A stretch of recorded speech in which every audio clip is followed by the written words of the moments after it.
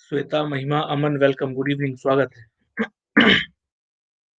निमी, Sanu, welcome, good evening Nimi ji. नमस्ते Sanu. Priya, Ambika, welcome, good evening. Hello Avinash, welcome. Chandrama, लोकुस, Rajni, Ajay, welcome. नमस्ते रजनी जी, नमस्ते। अभिषेक, आपका भी स्वागत है। चलिए भैया, शुरू करते हैं क्लास। अलग अलग जो वनडे एग्जाम्स होते हैं। गुड इवनिंग अभिषेक, गुड इवनिंग। अम, वो चाहे अभी 22 तारीख से एक एग्जाम स्टार्ट होने वाला है स्टेनो का, एसएससी का जो एग्जाम होता है स्टेनोग्राफर। 22, 23 और 24 तीन डेट्स में है। ठीक है।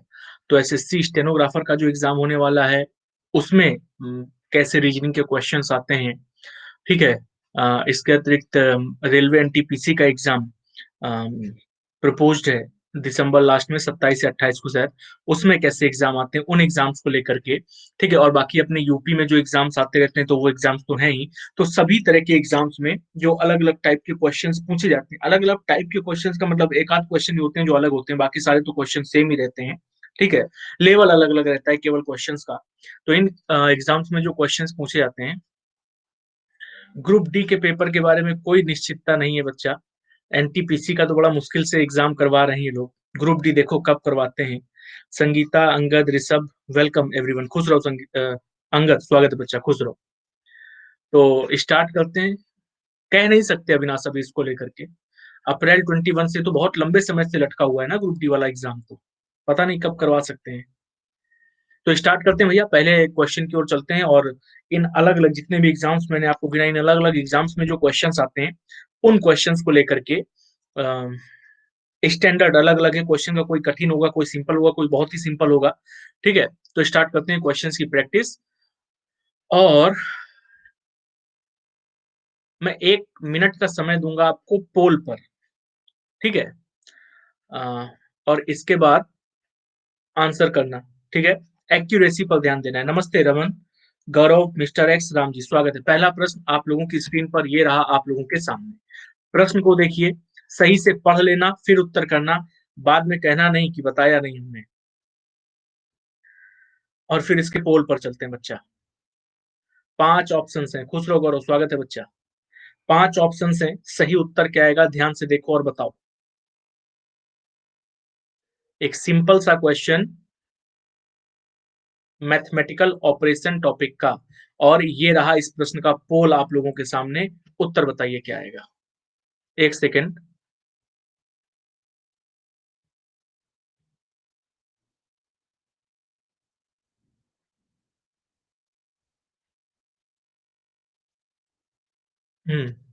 अब करो आंसर।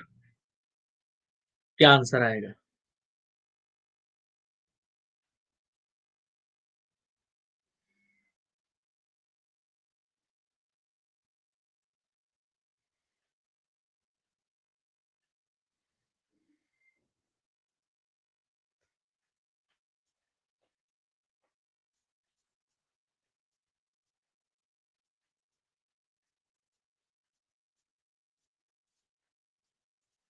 भैया 45 सेकंड का समय दिया हुआ था पोल पर। और इतना कठिन क्वेश्चन नहीं है कि इसका क्वेश्चन का आंसर नहीं निकाल सकते आप लोग। ये तो 30 सेकंड में होने वाला सवाल है। लेकिन बहुत सारे लोग आंसर कर रहे हैं ई। इनमें से कोई नहीं। और 44% लोगों ने आंसर क्या किया हुआ है, सी वाला किया हुआ है। शिवानी, मोहम्मद फजील जी, साची गुप्ता जी, स्वागत है आप सब लोगों का। बच्चा क्वेश्चन क्या कह रहा है जरा ध्यान से पढ़ लो। उसने हमसे बोला है, सिंपल सा एक क्वेश्चन है बिल्कुल। उसने बोला है कि आर का अर्थ माइनस है, ए का प्लस, बी का डिवाइड और सी का गुणा, तो दिए गए समीकरण का मूल्य क्या होगा।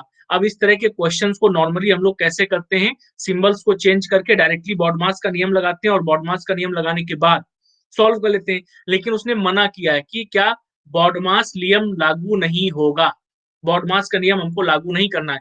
और अगर भैया बॉडमास का नियम लागू नहीं करना है तो जो सिंपल कैलकुलेशन होगी उतना ही कर देना है। जैसे ए का अर्थ क्या है बच्चा, प्लस है, तो यहाँ पर क्या कर देंगे, प्लस कर देंगे। ठीक। सी का अर्थ क्या है बच्चा, गुणा, तो यहाँ पर गुणा कर दिया।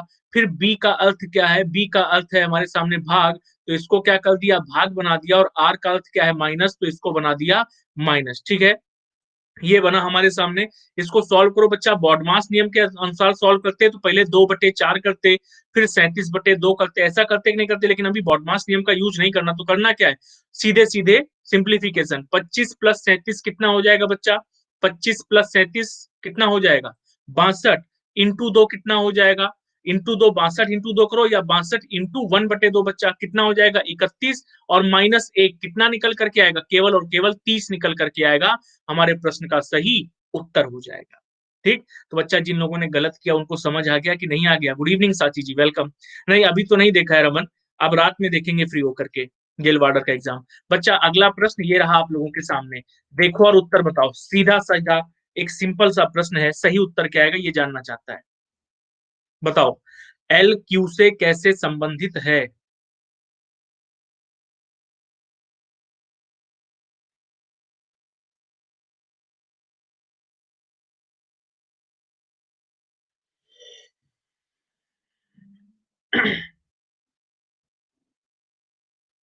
और ये रहा इस प्रश्न का पोल आप सब लोगों के सामने, उत्तर बताइए क्या आएगा, एल क्यू से कैसे संबंधित है?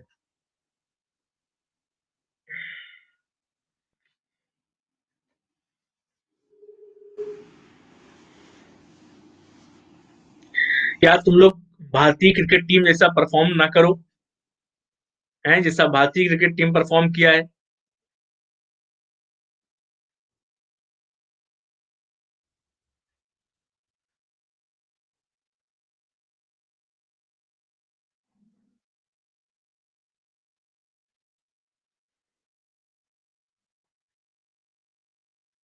हम्म।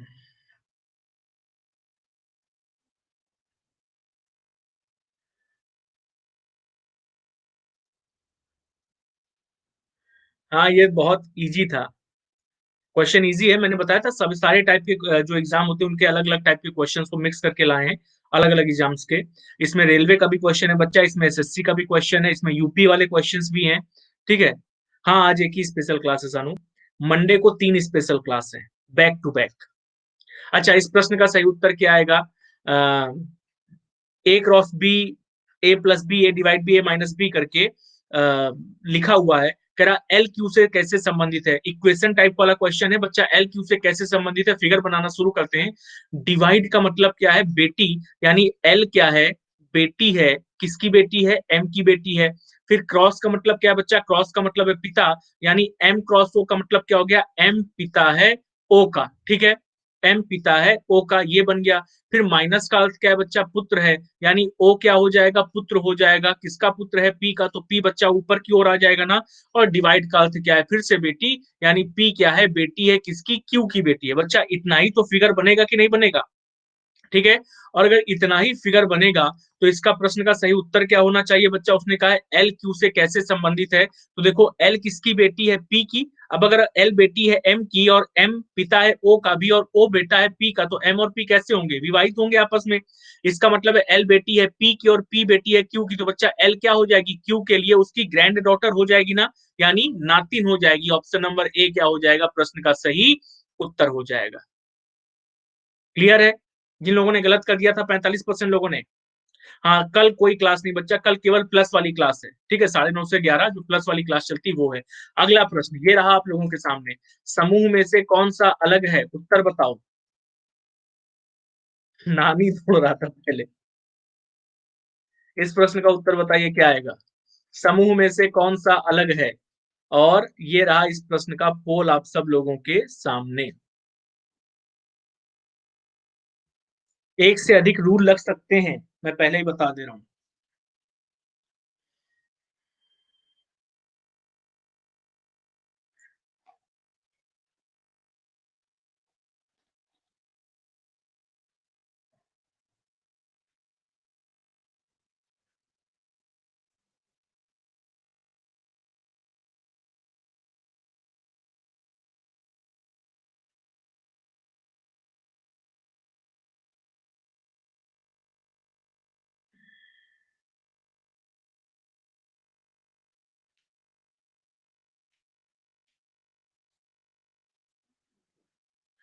जिन 47% लोगों का सही है, क्या लॉजिक है? जिन 47% लोगों का सही है क्या है? जोड़ने घटाने में सब में सम संख्या आ रही है, बट 4 में एक विषम है। अच्छा, और क्या लॉजिक है इसके अतिरिक्त जिन 47% लोगों का आंसर आया है सही? केबीसी को कुछ दिनों के लिए होल्ड पर डाल रहे हैं, अब दूसरी सीरीज चलाएंगे। केबीसी कुछ दिनों के लिए बंद कर रहे हैं, बहुत दिन से हम लोग केबीसी केबीसी खेल रहे हैं। बी भी हो सकता है, कैसे हो सकता है अंगद?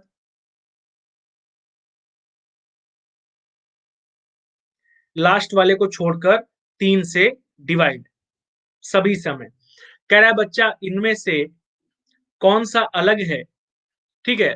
मैंने क्वेश्चन के लिए बोला भैया एक से अधिक भी लॉजिक लगते हैं, इस टाइप के जो क्वेश्चन आते हैं हमारे सामने, लेकिन हमको वो लॉजिक देखना होता है जो यूनिवर्सल हो, ठीक है, और कई कई जगह पर यूज किया जा रहा हो, ठीक है। जैसे अब अगर इस पर्टिकुलर लॉजिक पर चलते हैं अंगद, कि सभी संख्याएं सम है सेकंड वाले में, तो थर्ड वाला ये भी तो बोल सकता है कि भैया सभी संख्याएं विषम है, हम आंसर होने चाहिए। ये भी हो सकता है ना बच्चा? 2 8 6 जैसे सम संख्याएं, वैसे ही 7 9 5 क्या है, विषम संख्याएं। और कहेगा कि भैया ये तो सम संख्याएं और विषम संख्याओं के आधार पर अगर कर रहे हो तो हम भी तो सारे के सारे विषम हैं, हमारा आंसर सही होना चाहिए था। तो बी और सी में जो डिफरेंस था वो खत्म हो गया, जो कंफ्यूजन था कि इनमें से कोई भी हो सकता है, खत्म कर दिया, ठीक। अच्छा, इसके बाद बच्चा और आगे बढ़ते हैं, तो 7 5 12 और 3 कितना होता है? 15। 8 6 14 और 2 कितना होता है? 16। 9 7 16 और 5 कितना होता है? 21। और 8 3 11 और 2 13, ठीक है। ये निकल कर के आया, जब सबको जोड़ा हमने तो ये निकल कर के आया। इन संख्याओं को देखते हैं तो ऊपर की 3 संख्याएं कैसी हैं बच्चा? डिविजिबल है, ठीक है। ऊपर की 3 संख्याएं क्या है? डिविजिबल है किसी न किसी संख्या से, लेकिन 13 एक प्राइम नंबर है, 13 किसी से भी डिविजिबल नहीं। समझ आया कि नहीं आया? 13 क्या है? प्राइम नंबर है और डिविजिबल नहीं है किसी से। इस वजह से बच्चा 13 क्या है, ये यूनिवर्सली हम अप्लाई कर पा रहे हैं ना चारों में।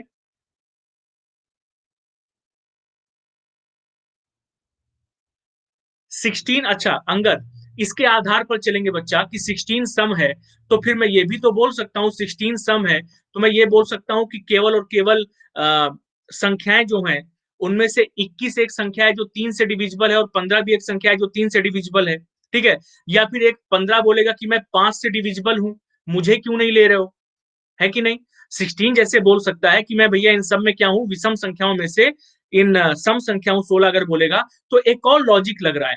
क्या लॉजिक लगा सकते हैं कि 15 ये भी तो बोल सकता है कि भैया हम क्यों नहीं हो सकते, हम 5 से डिविजिबल हैं, ठीक है। 21 बोलेगा हम क्यों नहीं हो सकते, हम 2 संख्याओं से डिविजिबल हैं, 3 से भी 7 से भी, ठीक है।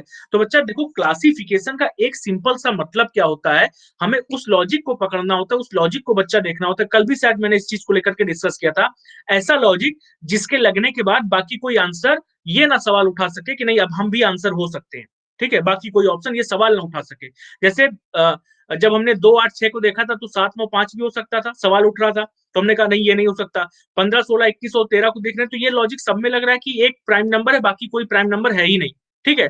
इसके अतिरिक्त जब दूसरे लॉजिक पर जाएंगे तो 21 क्या है, 3 और 7 से डिविजिबल है, ठीक है। उसके आधार पर कहेंगे तो बच्चा हम वो कहेगा हम डिविजिबल है, इस वजह से हमारा आंसर सही होना चाहिए। 15 कहेगा हम भी डिविजिबल है, हमारा आंसर होना चाहिए। 16 कह रहा है कि हम भी इवन संख्या पर आते हैं तो हमारा आंसर होना चाहिए। तो ये टॉपिक ही ऐसा होता है, लेकिन क्लासिफिकेशन का एक सेट पैटर्न क्या दिमाग में सेट कर लो हमेशा के लिए, कि हमको उस लॉजिक पर जाना है जिसमें 3 एक समान दिख रहे हो और एक अलग हो, 3 एक समान और एक अलग, ठीक। तो इसके आधार पर बच्चा प्रश्न का उत्तर क्या करना है, चौथा वाला करना है। स्टेनो के एग्जाम में पूछा गया था और उसने आंसर 382 ही लगाया था इसी के आधार पर। शुभ संध्या तेज, वेलकम, गुड इवनिंग प्रिया, स्वागत है आप सबका क्लास में, जितने भी लोग जुड़ते जा रहे हैं। अच्छा, अगले प्रश्न पर चलते हैं बच्चा, उत्तर बताओ। ये रहा अगला प्रश्न आप लोगों के सामने, जरा बताइए क्या उत्तर आएगा इस प्रश्न का।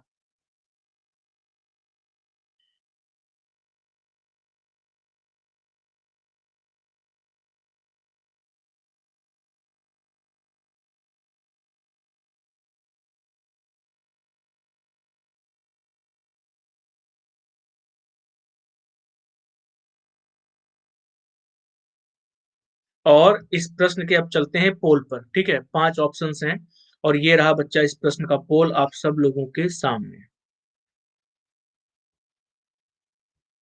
बताओ क्या उत्तर आएगा।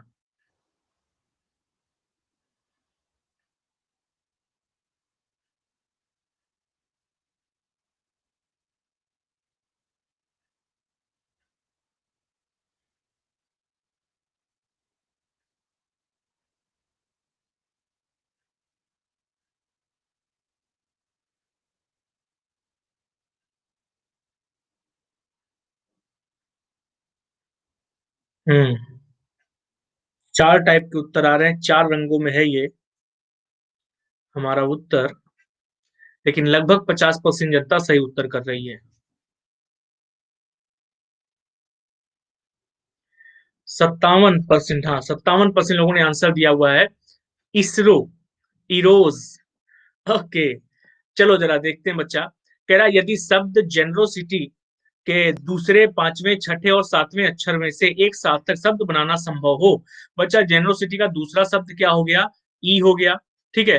पांचवा शब्द कौन हो गया? फिर आर हो गया। फिर छठा शब्द कौन सा हो गया? ओ, ठीक है। और इसके बाद सातवां शब्द कौन सा हो गया बच्चा? एस, ठीक है। यही चार शब्द निकल करके आए कि नहीं निकल करके आए? अच्छा, इन चार शब्दों से कह रहा है कि यदि एक सार्थक शब्द बनाना संभव हो तो उस शब्द का पहला अक्षर क्या होगा? हमारा उत्तर होगा। और यदि एक से अधिक ऐसे शब्द बन सकते हो तो उत्तर के तौर पर किसको लगाएंगे? एम को। और अगर एक भी ऐसे उत्तर नहीं, एक भी ऐसे शब्द नहीं बनेंगे तो उत्तर किसको लगाएंगे? एक्स को लगाएंगे बच्चा, ठीक है। तो दिए गए चार अक्षरों से कौन कौन से मीनिंगफुल वर्ड बन रहे हैं?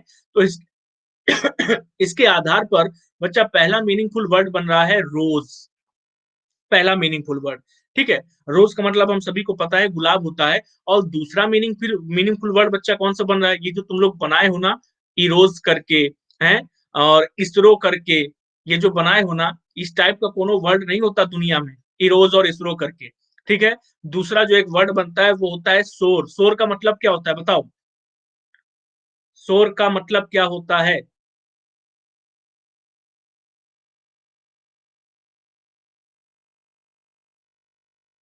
पीड़ादायक, खट्टा, बिल्कुल सही है।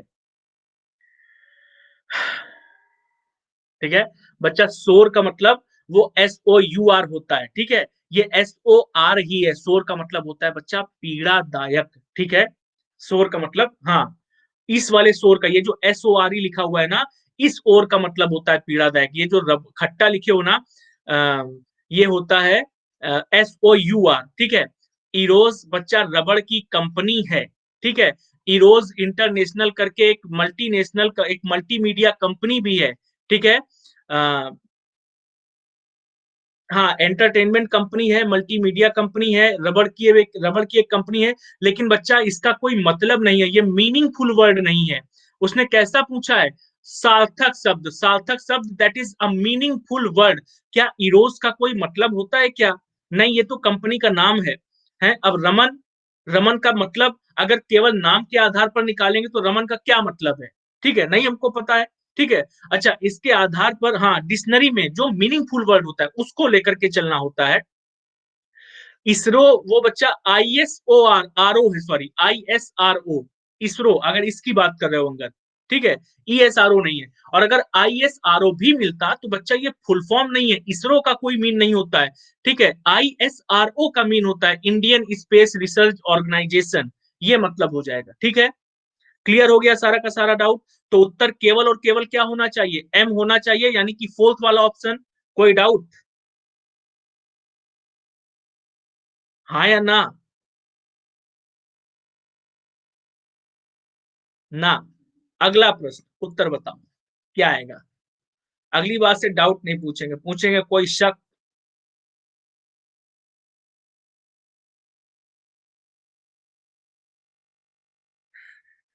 रमन का अर्थ है, ठीक है, अंगद का अर्थ है, साची का अर्थ है, अविनाश का अर्थ है। ये हिंदी भाषा में अर्थ है, लेकिन अंग्रेजी भाषा में हमको सार्थक शब्द समझना था बच्चा, ठीक है। इस प्रश्न का सही उत्तर क्या आएगा? अनुराग का भी अर्थ है, ठीक है। तो इस प्रश्न का सही उत्तर क्या आएगा ये हमको समझना है। ये हम नहीं बताएंगे कि आई के सामने क्या, वरना प्रश्न खत्म हो जाएगा। ये रेलवे ग्रुप डी टाइप के क्वेश्चन एग्जाम में आता है। कभी कभी यूपी के जूनियर असिस्टेंट के एग्जाम में भी इस टाइप का प्रश्न पूछ लेते हैं, फिगरल एनालॉगी के अंतर्गत। अच्छा, इस प्रश्न का पोल मैं आप लोगों को दे देता हूँ। ये रहा बच्चा इस प्रश्न का पोल, जरा उत्तर बताओ क्या आएगा। बताओ उत्तर। और लॉजिक पूछेंगे हम। अंकित, स्वागत है बच्चा, गुड इवनिंग।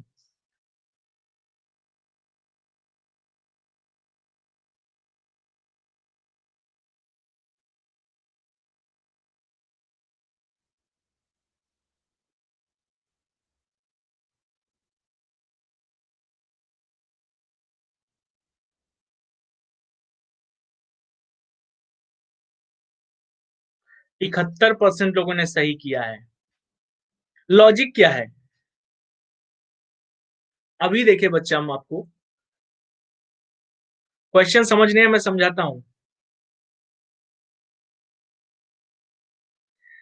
देखो, आंखों के सामने बच्चा क्या बनी हुई है? दूरबीन। ठीक है, आंखों से हम क्या करते हैं? देखते हैं। लेकिन जब दूरबीन लगा लेते हैं तो जो साइट सीन होता है उसका दायरा बढ़ जाता है। ठीक है, यानी विजुअलाइजेशन जो हम करते हैं उसका दायरा बढ़ जाता है बच्चा। ठीक है, यानी आंखों में जिस प्रकार से दूरबीन को लगाने से दायरा बढ़ जाता है देखने का, ऐसा ही संबंध बच्चा, ये जो मुंह बना हुआ है, इसका संबंध किससे होगा? मुंह का संबंध नाक से तो हो नहीं सकता, चश्मे से हो नहीं सकता। और ये मास्क जैसा कुछ नजर आ रहा है, लेकिन ये मास्क नहीं है, ये पेन की निप है। ठीक है, इससे भी नहीं हो सकता बच्चा। जैसे आ, हम देखने की क्षमता को बढ़ा सकते हैं दूरबीन के द्वारा, वैसे ही बोलने की क्षमता को कई सारे लोगों तक कैसे पहुंचाया जा सकता है? अगर माइक का उपयोग किया जाए तो बच्चा दूर तक आवाज जा सकती ना। जैसे हम दूर तक देख सकते हैं बाइनाकुलर्स की सहायता से, वैसे ही दूर तक बोल सकते हैं। किससे? माइक की सहायता से। तो प्रश्न का उत्तर क्या लगाएंगे? बी वाला इस प्रश्न का उत्तर लगाएंगे। ठीक है, इसको बोलते हैं फिगर एनोलॉजी के अंतर्गत ये क्वेश्चन आता है। इसका एक अच्छा सा नाम होता है जो मुझे नहीं ध्यान आ रहा है। मैं नाम सोच करके बताता हूँ इसका, इसका नाम क्या होता है इस टॉपिक का। अच्छा, अगला प्रश्न बच्चा ये रहा आपके सामने। वर्ष 2000 का कैलेंडर किस वर्ष लागू होगा? जरा इसको बताओ, क्या उत्तर आएगा? वर्ष 2000 का कैलेंडर।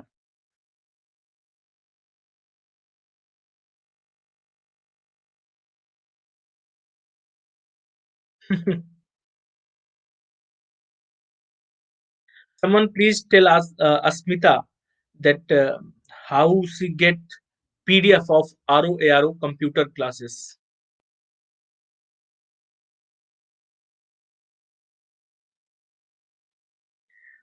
कुछ कोई बता दे अस्मिता को कैसे ये होगा।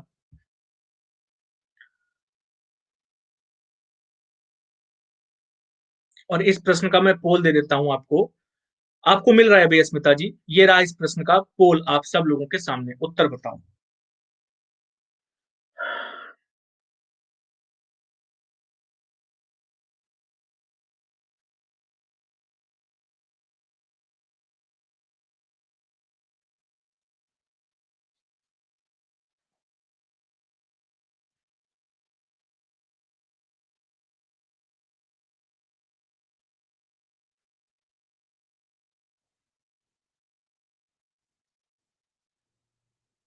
62% लोगों ने इसका आंसर सही दिया हुआ है।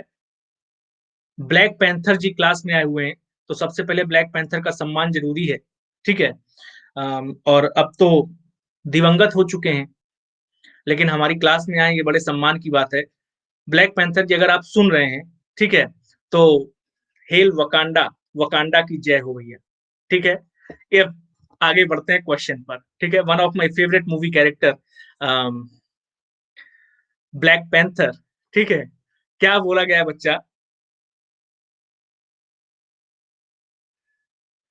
वर्ष 2011 का कैलेंडर किस वर्ष लागू होगा? अरे कोई भी एक व्यक्ति लिख दे।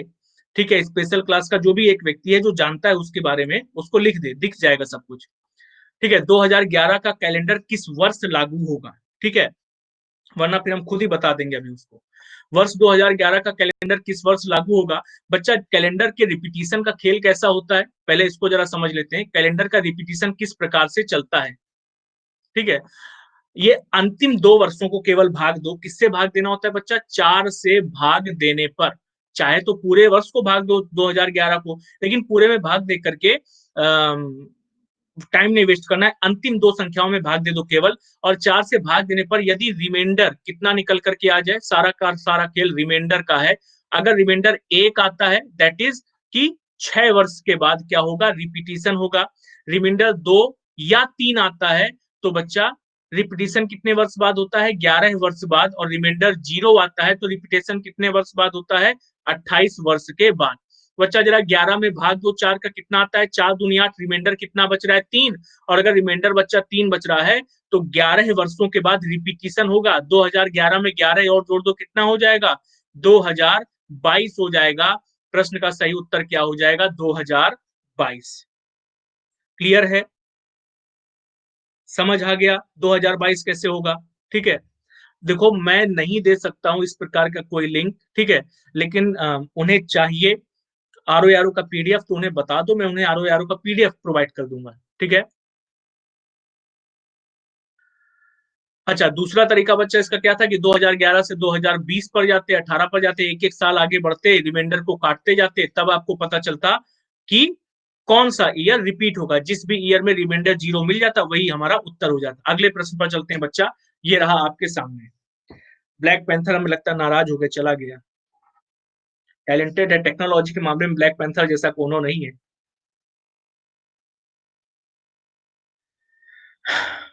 अस्मिता जी ये साची जी ने कोई कमेंट किया है, इसको देख लीजिए और इसी के आधार पर आपको वो मिल जाएगा। इस प्रश्न का जरा उत्तर देखो बच्चा क्या आना चाहिए?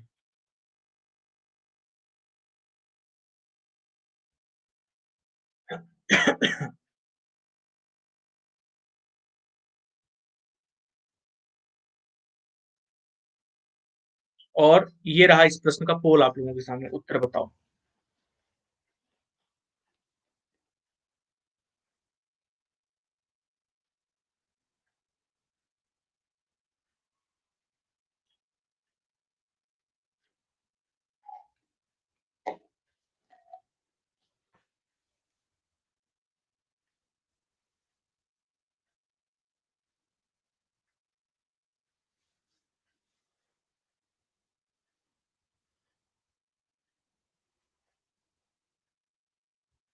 केवल 14% लोगों की आंसर जो आया है वो सही आया है। बाकी सारे लोगों का जो आंसर है वो गलत है। ठीक है, बहुत सारे लोगों ने आंसर लगाया है ए पर। बच्चा जिन लोगों ने बी वाले को गलत किया है, मैं मान सकता था बी वाले को गलत कर देना चाहिए, लेकिन नहीं गलत करेंगे, एक छोटे से शब्द की वजह से। क्या बोला उसने प्रश्न में, जरा ध्यान से समझो। कह रहा है बहुत से छात्र परीक्षा और परिणाम के दबाव को झेल पाने में असमर्थ रहते हैं और आत्महत्या कर लेते हैं। ठीक है, ये उसने हमको स्टेटमेंट दिया है कि बहुत से छात्र हैं जो परीक्षा और परिणाम के दबाव को झेल पाने में असमर्थ रहते हैं और आत्महत्या कर लेते हैं। ये बच्चा हमारे सामने क्या दिया गया है, प्रॉब्लम। क्योंकि कोर्स ऑफ एक्शन का क्वेश्चन है, तो स्टेटमेंट हमारी प्रॉब्लम हो गई और कार्रवाई क्या हो गया बच्चा, हमारा सोल्यूशन क्या हो गया। तो अब हमको ये जो प्रॉब्लम ऊपर दी गई है कि छात्र जो है वो परीक्षा के परिणाम के दबाव को नहीं झेल पाते हैं और आत्महत्या कर लेते हैं, इसको रोका कैसे जाए, इसको कम कैसे किया जाए, यही एक्शन होना चाहिए, यही सोल्यूशन होना चाहिए। तो बच्चा पहला सोल्यूशन उसने दिया है, शिक्षा विभाग को परीक्षा व्यवस्था में सुधार करने पर विचार करना चाहिए। ठीक है, ये सही सोल्यूशन है कि नहीं है? बच्चा शिक्षा व्यवस्था जो भी हमारे परीक्षा व्यवस्था जो भी चल रही है, उस परीक्षा व्यवस्था में, आज की परीक्षा व्यवस्था में क्या है कि व्यवहारिक ज्ञान कुछ भी नहीं होता है। ठीक है, केवल और केवल आपके मार्कशीट पर दिखने वाले ज्यादा नंबर ही आपके ज्ञान को दर्शाते हैं, भले नकल करके पास हो गए हो। ठीक है, स्वकेंद्र की परीक्षा में, लेकिन वो जो ज्यादा नंबर आपकी मार्कशीट में दिखाते हैं ना, वही समझा जाता है कि आप कितने नॉलेजेबल हैं, ठीक है, आपका ज्ञान कितना है। उस ज्ञान को अप्लाई कहाँ पर कर पाते हैं, इसके बारे में ध्यान नहीं दिया जाता। ठीक है, तो बच्चा हमको परीक्षा व्यवस्था में इस प्रकार से सुधार करना चाहिए कि केवल और केवल मार्कशीट के नंबरों को ही नहीं, उस मार्कशीट के साथ साथ, नंबरों के साथ साथ जो पढ़ाई की गई है उसको हम व्यवहार कुशलता में ला सकते हैं कि नहीं ला सकते हैं, उसको अपने लाइफ में कभी काम पड़ने पर यूज कर सकते हैं कि नहीं कर सकते हैं। ठीक है, ऐसा होना चाहिए जो हमारा परीक्षा व्यवस्था होनी चाहिए। ठीक है, तो बच्चा परीक्षा व्यवस्था में शिक्षा विभाग को सुधार करना चाहिए, ये पहला जो कंडीशन उसने बताया है सही कंडीशन है। अच्छा, दूसरी कंडीशन क्या बोला है बच्चा, कह रहा परीक्षा अधिकारियों को लिखित परीक्षाओं को आंशिक रूप से हटा देना चाहिए। अब जितने लोगों ने केवल इतना ही पढ़ा कि लिखित परीक्षाओं को आंशिक रूप से हटा देना चाहिए, उन्होंने क्या कहा कि बी वाला गलत है। भैया लिखित परीक्षा को कैसे हटा सकते हैं, मूल्यांकन किस आधार पर किया जाएगा फिर। ठीक है, तो बच्चा लिखित परीक्षाओं को पूरी तरह से हटाना और आंशिक तौर पर हटाना, ये दो अलग अलग चीजें होती हैं। आंशिक तौर पर हटाने का मतलब क्या हुआ कि वर्ष में हो सकता है केवल और केवल एक बार ही लिखित परीक्षा ली जाए। ऐसे जो स्कूलों में परीक्षाएं चलती हैं, पहले त्रैमासिक, फिर छमाही, फिर वार्षिक, परेशान हो जाता है लड़का कि परीक्षा कब दे वो। ठीक है, बाकी की जिंदगी वो कब जीना चाहता है वो, त्रैमासिक, छमाही और वार्षिक परीक्षा के आधार पर। तो हो सकता है आंशिक रूप से, जैसे त्रैमासिक परीक्षा को, त्रैमासिक मतलब 3 महीनों में जो परीक्षाएं होती हैं उनको हटा दिया जाए, या छमाही परीक्षाओं को हटा दिया जाए। इस प्रकार से आंशिक रूप से लिखित परीक्षाओं को हटा करके इसके बजाय जो मूल्यांकन है बच्चा वो कैसा करना चाहिए, अन्य साधनों के जरिए व्यवहारिक ज्ञान की परीक्षा को महत्व देना चाहिए, ना कि किताबी ज्ञान की परीक्षा को महत्व देना चाहिए। ठीक है, तो बच्चा सेकंड वाला भी सही हो सकता है कि नहीं होगा। क्यों? क्योंकि इस ये भी ऐसा एक सॉल्यूशन है जिससे जो परीक्षा का परिणाम होता है, उसका जो दबाव होता है, जिसको बच्चे झेल नहीं पाते हैं, उसमें आत्महत्या करने के लिए जाते हैं, उसकी संख्या में कमी आएगी या तो खत्म हो जाएगा। इसलिए सेकंड वाला भी बच्चा क्या है? सही है। तो प्रश्न का सही उत्तर क्या होना चाहिए? सी वाला होना चाहिए, बाकी सारे के सारे गलत। उम्मीद है ये समझ आ गया होगा। कोई शक? आगे बढ़ा जाए? चलिए, राहुल कनौजिया जी, स्वागत है क्लास में। अगला प्रश्न आपके सामने, उत्तर बताइए बच्चा क्या आएगा?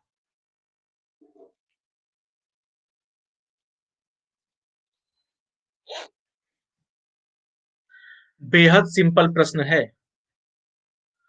उतने ही सिंपल तरीके से आपको उत्तर देना है बस।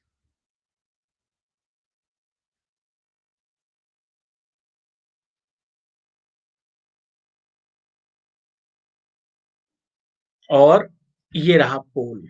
उत्तर बताओ।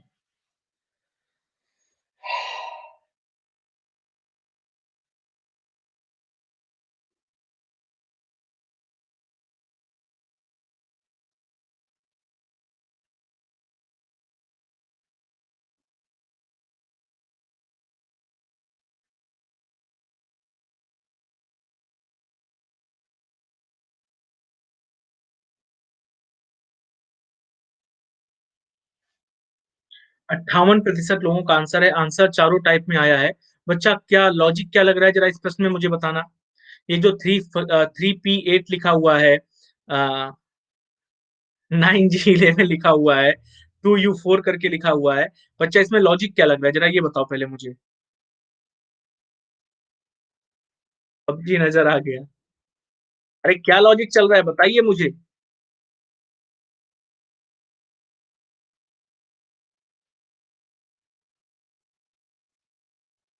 यार ये बड़ा गलत है। तुम राइट से राइट एड सेंस यूज किया है। अच्छा, देखो बच्चा क्या चल रहा है, जैसे राहुल ने बताया ना, राइट से एडिशन हो रहा है। बच्चा 3 और 8, इन दोनों को अगर जोड़ दिया जाए, संख्या कितनी निकल करके आती है? 11। ठीक है। पी की प्लेस वैल्यू क्या होती है बच्चा? 16 है। 16 कहां से होती है? लेफ्ट से। लेकिन राइट से कितनी होती है? 11 होती है कि नहीं होती है? ठीक है। अगर बच्चा राइट से वैल्यू 11 होती है तो इसका मतलब है मैंने फर्स्ट और लास्ट डिजिट को जोड़ा तो आया 11, और वही 11 क्या है? पी की राइट साइड से वैल्यू है। क्या ये लॉजिक हर जगह पर लग रहा है? तो बच्चा 9 और 11 कितना होता है? 20। और जी की प्लेस वैल्यू कहां से होती है बच्चा? राइट साइड से 20 होती है। क्यों? क्योंकि लेफ्ट हैंड साइड से 7 होती है, तो 27 माइनस 20 कर 7 करने पर कितना आएगा बच्चा? 20 आएगा ना। सेम कंडीशन के आधार पर यू की प्लेस वैल्यू बच्चा 2 और 4 6। यू की वैल्यू कितनी होती है? 21, यानी 27 माइनस 21 कितना हो गया? 6 हो गया। बिल्कुल ठीक है। बच्चा 3 और 1 4, डब्ल्यू कितना होता है? 23, यानी 27 माइनस 23 कितना हो गया? 4। ये भी ठीक है। तो बच्चा उस आधार पर 18 और 7 कितना हो गया? 25 हुआ कि नहीं हुआ? और अगर 18 और 7 25 हुआ तो बच्चा 25 वैल्यू किसकी होती है? अपोजिट साइड से, राइट साइड से। बच्चा 25 अपोजिट साइड से वैल्यू होती है बी की। तो प्रश्न का सही उत्तर क्या हो जाएगा? बी वाला इस प्रश्न का सही उत्तर हो जाएगा। क्लियर है? वो मैं आपको सेंड कर दूंगा अस्मिता जी। ठीक है, वो मैं सेंड कर दूंगा। और अब चलते हैं अगले प्रश्न पर बच्चा। ये रहा अगला प्रश्न आप लोगों के सामने। उत्तर बताइए। सन को लिखा जाता है 27, तो कैट को क्या लिखोगे? उत्तर बताओ। बहुत सिंपल प्रश्न है। बहुत ही सिंपल मतलब।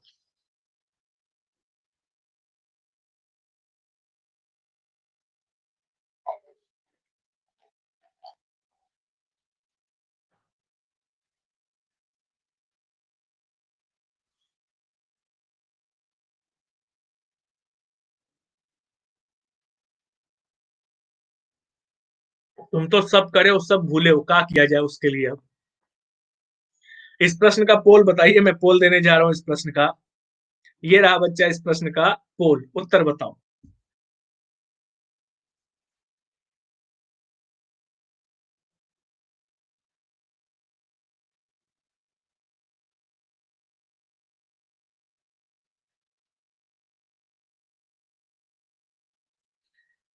बहुत सिंपल सा प्रश्न था ये।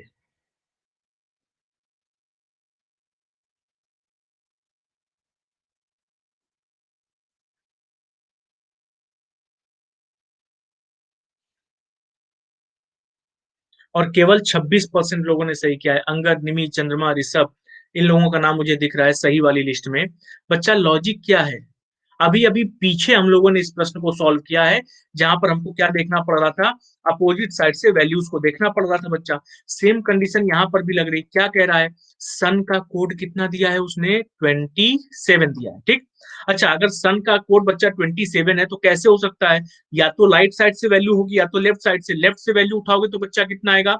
एस की 19 है, यू की 21 है, एन की 14 है। क्या बच्चा इनको जोड़ने पर कभी 27 पर पहुंचेंगे? नहीं पहुंच रहे, तो अपोजिट साइड से वैल्यूज ले लो। अपोजिट साइड से बच्चा 19 अगर लेफ्ट से है तो राइट से कितनी होगी फिर? 8। 21 अगर लेफ्ट से है तो राइट से कितनी होगी? 6। 14 अगर लेफ्ट से है तो राइट से कितनी होगी? 13। बच्चा इनको जोड़ने पर 27 पर पहुंच रहे हैं कि नहीं पहुंच रहे हैं? ठीक। अच्छा, अगर इनको जोड़ने से बच्चा 27 पर पहुंच रहे हैं तो सी की वैल्यू अपोजिट साइड से कितनी हो जाएगी? 27 - 3 यानी कि 24। ए की बच्चा 26, टी की 20 यानी 27 - 20 बच्चा कितना हो गया? 7। जोड़ने पर कितना आता है? 57। कहीं पर भी ऑप्शन में नजर नहीं आ रहा है, इसलिए प्रश्न का उत्तर क्या लगाएंगे? इनमें से कोई नहीं। क्लियर है क्वेश्चन? जितने लोगों ने गलत किया है, बहुत सारे लोगों ने गलत किया था हालांकि। अगला प्रश्न, उत्तर बताओ। सही उत्तर क्या आएगा? सिंपल है, इसलिए पोल जल्दी देंगे।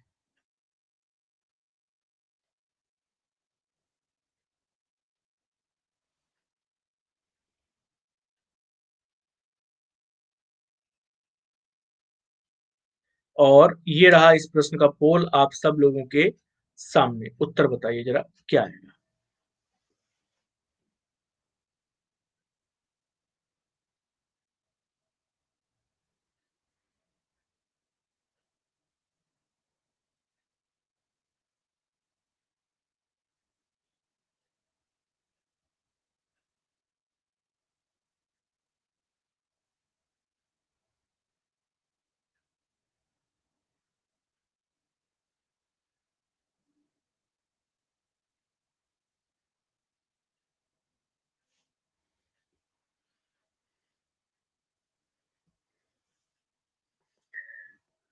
लेकिन अच्छा लगा हमको कि तुम लोग इस खेल में फंसे नहीं।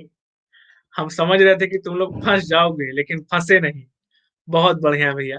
क्या बोला उसने प्रश्न में? जरा ध्यान से देखो। कह रहा है कपड़े, लाल और फूलों के बीच संबंधों को सबसे अच्छी प्रकार से कौन दर्शाता है? किसके किसके बीच में? कपड़े, लाल और फूलों के बीच में। अच्छा, अगर कपड़े, लाल और फूलों के बीच के संबंध को निकालने जाएंगे बच्चा, तो कुछ कपड़े लाल हो सकते हैं, ठीक है। कुछ फूल भी कैसे हो सकते हैं? लाल हो सकते हैं, ठीक है। अच्छा, कपड़े और फूल का तो आपस में संबंध नहीं हो सकता। अब ये मत सोच लेना कि कपड़े का फूल बना करके जैसे घरों में कभी कभी लगा दिया जाता है सजावट के तौर पर, वैसे लगा दिया गया जैसे शादी ब्याह में लगता है। वो वाला दिमाग नहीं लगाना है, नॉर्मल वाला दिमाग लगाना था, ठीक है। तो बच्चा, कपड़े भी लाल होते हैं और फूल भी क्या होते हैं? लाल होते हैं। लेकिन कपड़े और फूल का आपस में संबंध नहीं होता। तो इधर क्या हो गया? रेड। इधर क्या हो गया? क्लॉथ। और इधर क्या हो गया? फ्लावर। यही ऑप्शन बन सकता है बेस्ट वाला। ये ऑप्शन कहां पर दिया गया है बच्चा? ऑप्शन नंबर डी में दिया गया है। तो यही क्या हुआ? हमारे प्रश्न का सही उत्तर। हाँ, इसीलिए हमने बता दिया साची जी कि ये वाला दिमाग मत लगाना, ये एक्स्ट्रा दिमाग हो जाएगा। एक्स्ट्रा दिमाग लगाना वर्जित है। अगला प्रश्न बच्चा ये रहा आप लोगों के सामने। उत्तर बताइए क्या उत्तर आएगा।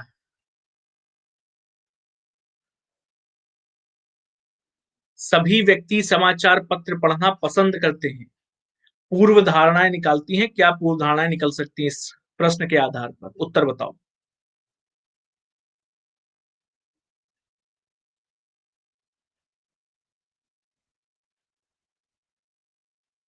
और चलते हैं इस प्रश्न के पोल पर।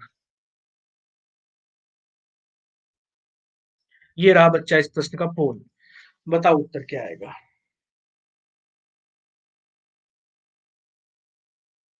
बढ़िया।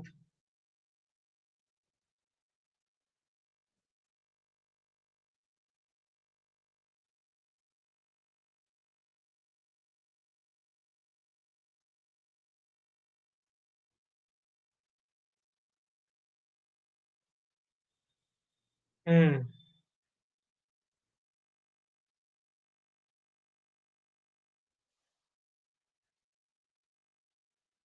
86% लोग करीब इस प्रश्न का उत्तर सही कर रहे हैं। क्या बोला गया है प्रश्न में? जरा ध्यान से समझना बच्चा। उसने हमसे प्रश्न को लेकर के बोला है कि सभी व्यक्ति समाचार पत्र पढ़ना पसंद करते हैं। ये हमारा स्टेटमेंट है। अच्छा, पूर्व धारणा बच्चा हमको निकालनी है, तो पूर्व धारणा क्या होता है? स्टेटमेंट के पहले जो बात सोची गई होती है, वही हमारी पूर्व धारणा होती है। तो सभी व्यक्ति समाचार पत्र पढ़ना पसंद करते हैं, इसके पीछे की पूर्व धारणा क्या हो सकती है?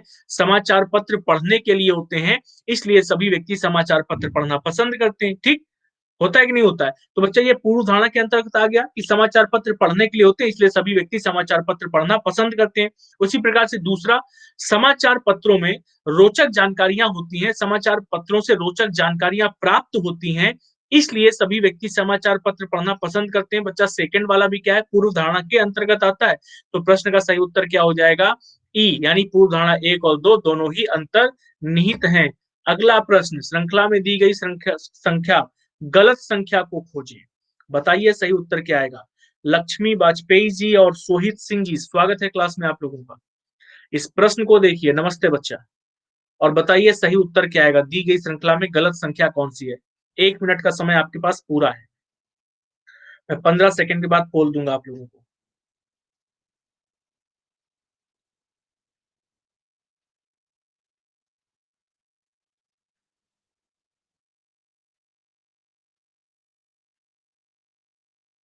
और ये रहा इस प्रश्न का पोल आप सब लोगों के सामने। बताओ भैया सही उत्तर क्या आएगा? सिंपल प्रश्न है, मैं बता चुका हूं लॉजिक इसका क्या है।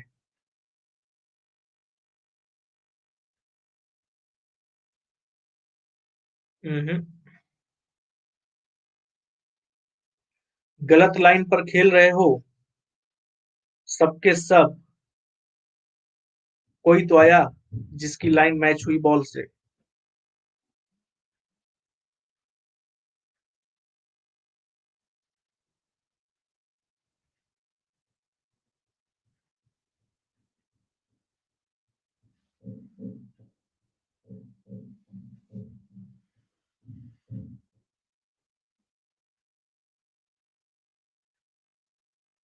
24% लोगों का खाता खुला है, बाकी लोगों का नहीं।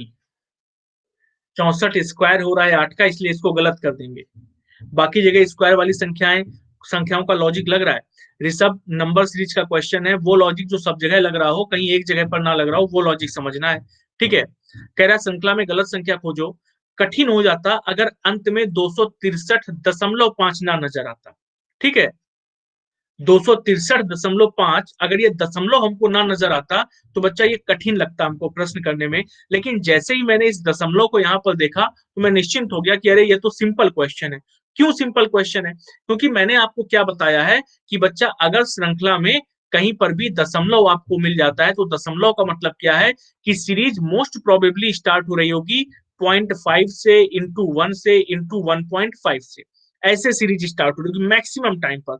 बच्चा लगा करके देखो, 64 से 33 पर पहुंचना है तो इंटू 0.5 लगा कर देखा। 64 इंटू 0.5 क्या होता है बच्चा? 32। और 32 से कहां पर पहुंच रहे हैं? 33 पर, यानी प्लस का कितना किया गया? 1। ठीक है, चलो 33 से 34 पर देखो बच्चा, इंटू 1। अच्छा, 33 एक कम 33 प्लस कितना किया गया होगा बच्चा? 1। 34 हो गया, ये भी नजर आ रहा है। अच्छा, 0.5 प्लस 1 है, इंटू 1 प्लस 1 है, तो अगला क्या होगा बच्चा? इंटू 1.5, फिर से प्लस का 1 होना चाहिए ना। तो 34 इंटू 1.5 कितना होगा बच्चा? 34 का आधा 17, यानी 34 और 17 51, प्लस का 1 52 होना चाहिए था, लेकिन यहां पर कितना लिखा हुआ है बच्चा? 53 लिखा हुआ है। अगर 52 होता तो क्या करते? अगली बार इंटू का 2 करते, और 52 दूनी 104, और प्लस का 1 कितना आता है? 105। यानी सही संख्या बच्चा कौन सी निकल करके आई? 52। इसका मतलब है ये 53 लिखा हुआ था बच्चा, ये 53 गलत है। तो प्रश्न का सही उत्तर क्या हो जाएगा? 53 would be the right answer of this question. उम्मीद है समझ आ गया होगा। और तरीका हमेशा ध्यान रखना, कहीं पर भी बच्चा दशमलव आपको लिखा मिल जाए, सबसे पहले इसको सेट करने की कोशिश करो, क्योंकि मैक्सिमम क्वेश्चन में ये सीरीज सेट होती है 0.5 वाली। नहीं सेट हो रही है तब कुछ दूसरा दिमाग लगाओ। ठीक? अगले प्रश्न का उत्तर बताइए। संदर्भ सामग्री शब्दकोश आवधिक।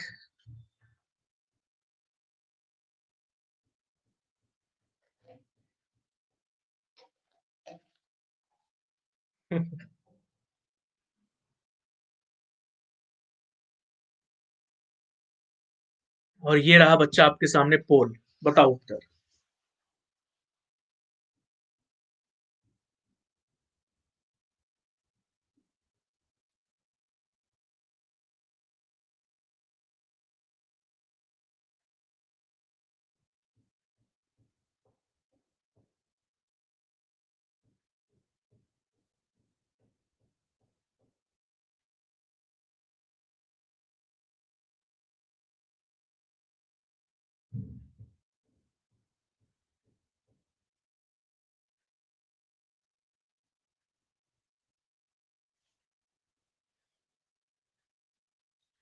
36% लोगों का सही होता हुआ नजर आ रहा है, बाकी सारे लोगों का गलत, और 36% लोगों का ही सही है। बच्चा लॉजिक क्या है? लॉजिक क्या है?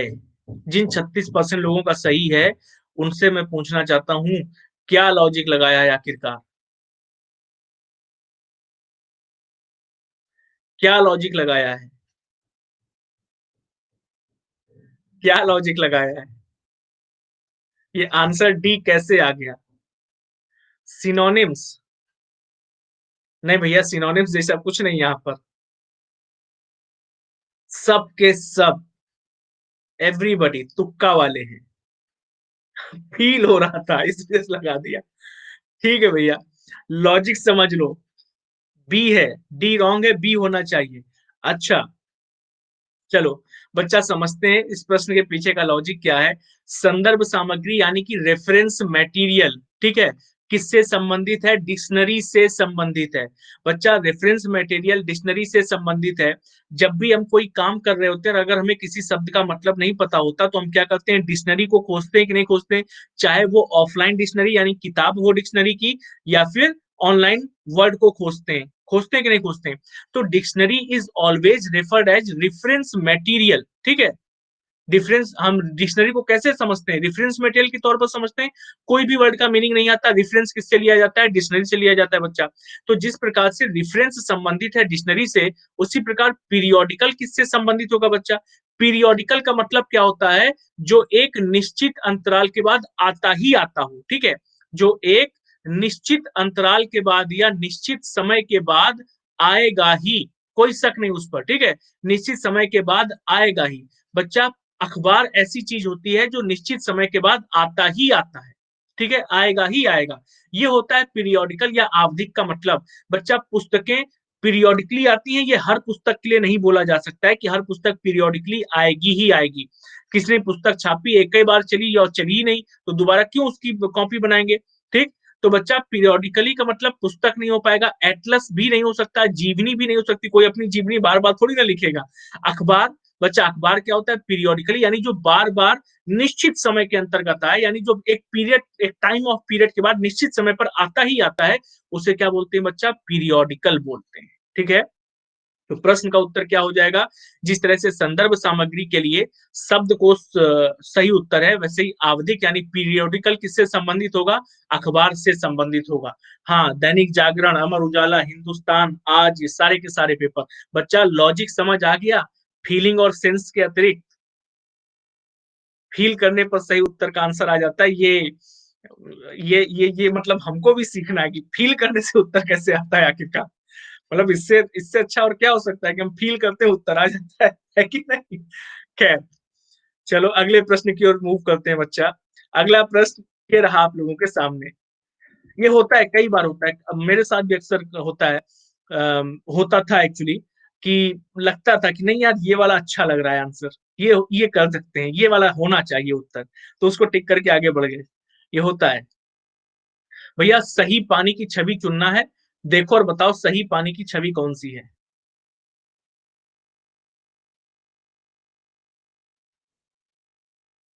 और ये रहा इस प्रश्न का पोल आप सब लोगों के सामने। सही पानी की छवि को चुनने के लिए उत्तर बताइए।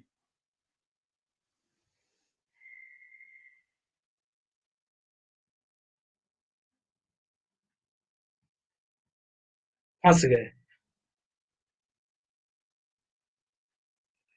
बहुत सारे फंस गए।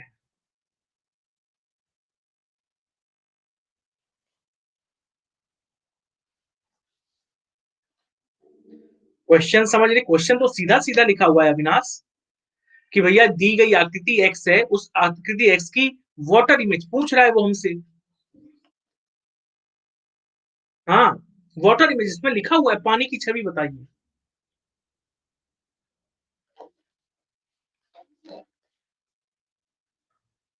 केवल 16% लोग गए हैं डी पर और 65% लोग सी पर गए हैं।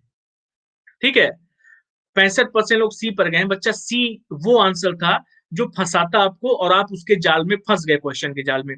बच्चा जरा आकृति को देखो। अब एक एक आकृति को जब आप देखोगे तो एक्स वाली आकृति और सी वाली आकृति को मैं पहले बता रहा हूं, ध्यान से समझना। बच्चा ये जो दो आकृतियां इस तरह से बनी हुई है, नीचे सेम आकृति बन जाएगी, बिल्कुल ठीक है। अच्छा, ये जो आंख बनी हुई है भाई साहब की, ये आंख इस प्रकार की बनी है, ठीक है। और इसके नीचे अगर मैं वाटर इमेज को निकालूंगा तो बच्चा अब आंख किस प्रकार से बनेगी, इस प्रकार से, बिल्कुल ठीक आंख बनी हुई है ये। और ये भी आंख बच्चा रिवर्स हो जाएगी तो ये भी बनी हुई है।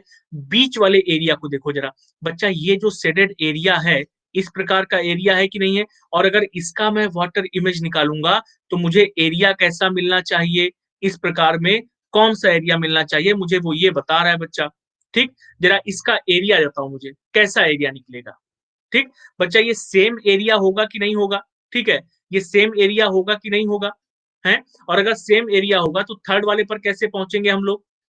ठीक, बच्चा लेफ्ट और राइट चेंज होता तब हम कहते, इसका अगर मैं इमेज कौन सा वाटर वाला, सॉरी मिरर वाला निकालता, तब मुझे जो एरिया मिलता बच्चा वो इस प्रकार का एरिया मिलता, ठीक है, सॉरी ये एरिया मिलता।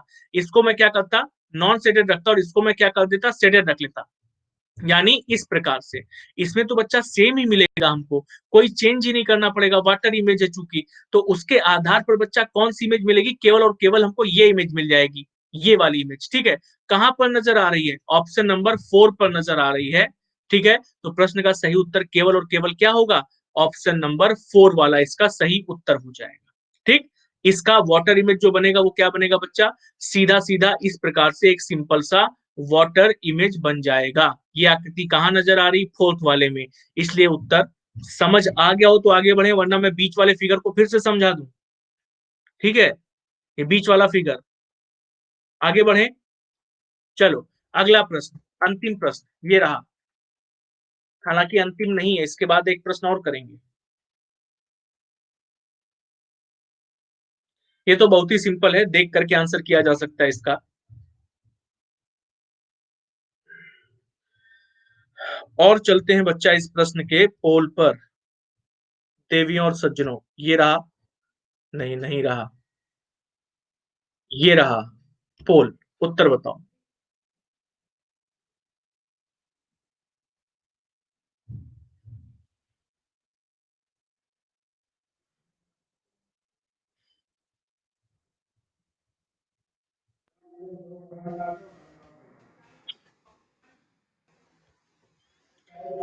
कम लोग सही करते हुए यार, इसको भी अगर ऐसे करोगे तो फिर कैसे, दिल टूट जाता है हमारा।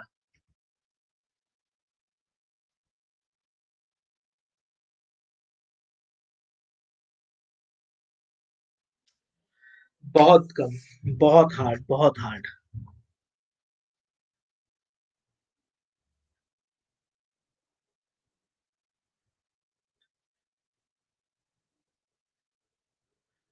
हाँ बच्चा, देखो इस प्रश्न का बच्चा उत्तर क्या आएगा। T is greater than D is greater than equal to P, ऐसे लिखा हुआ है। और उसमें ये F is greater than P is equal to R को जोड़ना है बच्चा। कैसे आसानी से जोड़ सकते थे हम लोग, ये T is greater than D is greater than equal to P है। बच्चा पी किससे जुड़ा हुआ है, आर से, P is equal to R है, ठीक है। और पी किससे जुड़ा हुआ है, एफ से, F is less than, greater than, sorry less than equal to क्या है बच्चा, एफ है। बस इतना ही तो फिगर बनेगा कि नहीं बनेगा। अच्छा, इतना ही फिगर बनेगा बच्चा, तो जरा कंक्लूजन को सॉल्व कर लो। किसके लिए चेक करना है बच्चा, टी और आर के लिए चेक करना है। सीधे सीधे चेक कर सकते हैं, टी और आर के बीच में बच्चा कितने सिंबल हैं, दादाजी, पिताजी और हम। प्रेफरेंस किसको दोगे, दादाजी को। क्या मिलेगा, T is greater than R, यानी पहला वाला क्या है, सही है। ठीक, और फिर उसने क्या कहा है, D is greater then F. बच्चा डी और एफ के बारे में जरा देखो, डी और एफ के बीच सिंबल्स को देखो, एक ये सिंबल है और एक ये सिंबल है। तो बच्चा ये दोनों सिंबल कैसे हैं, अपोजिट सिंबल हैं। अपोजिट है तो आपको तीन कंडीशन चाहिए, मिलेंगे नहीं तीनों कंडीशन तो ये तो कभी नहीं सही होगा ना। केवल और केवल कौन सा सही होगा, पहला वाला। तो आंसर क्या आएगा इस प्रश्न का, कि केवल और केवल निष्कर्ष एक अनुसरण करता है, ठीक है। निष्कर्ष एक इसका अनुसरण करता है। क्लियर हो गया कैसे किया जाना था, और कई बार समझा चुके हैं। अच्छा, इस टॉपिक को मैं स्पेशल क्लास में एक बार करवा भी दूंगा आने वाले वीक में, जो नेक्स्ट वीक आएगा उसी में इस टॉपिक को करवा देंगे, क्योंकि बहुत लोगों का गलत हो रहा है। मतलब छोटे मोटे आंसर भी अगर इस तरह से गलत हो रहे हैं तो फिर दिक्कत की बात है। अच्छा, इस अंतिम प्रश्न का मुझे उत्तर दो, फिर आज की क्लास को खत्म करते हैं। ये है अंतिम प्रश्न आज की क्लास का। उत्तर बताओ बच्चा, क्या आएगा?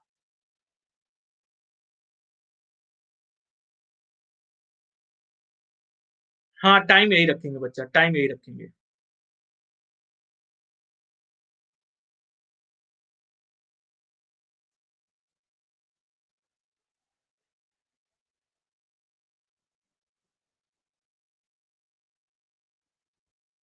करो जरा इसको जल्दी से सॉल्व, और मैं देने जा रहा हूँ इस प्रश्न का पोल आप लोगों को।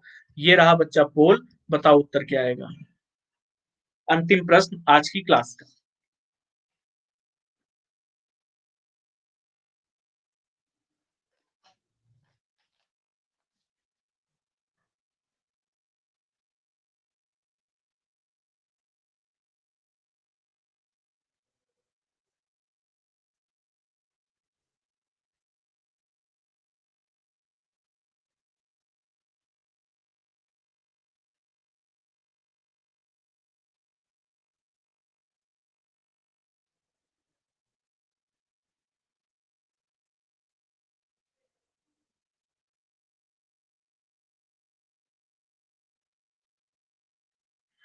ओके, 31% लोगों का सही है। बच्चा लॉजिक क्या है? 31% लोगों ने जो सही किया है, लॉजिक क्या है? 12 + 3, 8 × 4 = 32। देखो बढ़िया है बच्चा, ये 12 + 3 यानी नीचे की दोनों संख्याओं को अगर जोड़ दें तो लेफ्ट वाली संख्या पर पहुंचते हैं, और 12/3 कर दें तो कहां पर पहुंचते हैं? राइट वाली संख्या पर। 22 + 11 को अगर जोड़ दें तो यहां पहुंचते हैं, और 22/11 कर दें तो यहां पहुंच रहे हैं। बच्चा 18 + 9 कर दें तो यहां पहुंचते हैं, और 18/9 कर दें तो यहां पहुंच रहे हैं। उसी प्रकार से बच्चा 36, 32 में क्या जोड़ा जाए कि 36 हो जाए? तो 4 को जोड़ा जाए तो 36 होगा। तो बच्चा 32 + 4 36, और 32/4 8। प्रश्न का उत्तर क्या होना चाहिए? बी वाला, यानी 4 would be the right answer of this question. भैया समझ आ गया है कि नहीं आ गया है? क्लियर है सबको? ठीक है, चलो बढ़िया। तो आज की क्लास को करते हैं यहीं पर खत्म। ठीक है, अब आप लोग जिस भी क्लास में जा रहे हो तो इस स्पेशल क्लासेस की टाइमिंग के बारे में लोगों को बताना ना भूलें, प्रमोशन करना ना भूलें। ठीक है, कि रीजनिंग के लिए डीसी मिश्रा सर की क्लास को ज्वाइन करें प्रैक्टिस सेशन के तौर पर शाम को 7 बजे। हाँ, लीडर बोर्ड दिखाते हैं प्रैक्टिस सेशन के लिए शाम 7 बजे, और प्लस के लिए सुबह 9:30 बजे। लीडर बोर्ड पहले देख लो और फिर बाकी बातें। सानू फिर से टॉप पर, लगातार चौथी क्लास में, 17 में से 13 क्वेश्चन सही। इसके बाद निमी के 12 और गौरव के 11 क्वेश्चन सही हैं। बाकी के बाद 17 में से फिर टॉप 3 के अतिरिक्त 10, 8, 7, 7 इस प्रकार से क्वेश्चंस के आंसर सही हैं, जो कि गलत है। बच्चा जितने क्वेश्चंस करा रहे हैं उसमें से कम 70% क्वेश्चन का आंसर सही होना चाहिए आप लोगों का, लेकिन नहीं है। ठीक है, कर क्या सकते हैं। खैर, खत्म करते हैं बच्चा आज की क्लास को। सुबह 9:30 बजे मिलेंगे हम लोग प्लस वाली क्लास में। और प्रमोशन करना ना भूलें, हम तो कम कर पाते हैं अपना, आप लोग ही जो हैं जो प्रमोशन करते हैं, आप लोग ही हमको हमेशा टॉप 10 में बनाए रखते हैं। ठीक है, ये आप लोगों की ही प्यार है, आप लोगों का ही प्यार और दुलार है केवल और केवल। तो इसी प्रकार से सहयोग करते रहें और क्लासेस में आते रहें, और प्रमोशन करना ना भूलते रहें। DC10 रेफरल कोड को फैलाते रहें। ठीक है, खत्म करते हैं बच्चा आज की क्लास को, मुलाकात करते हैं कल फिर सुबह 9:30 बजे। Thank you so much everyone, take care, good night and bye.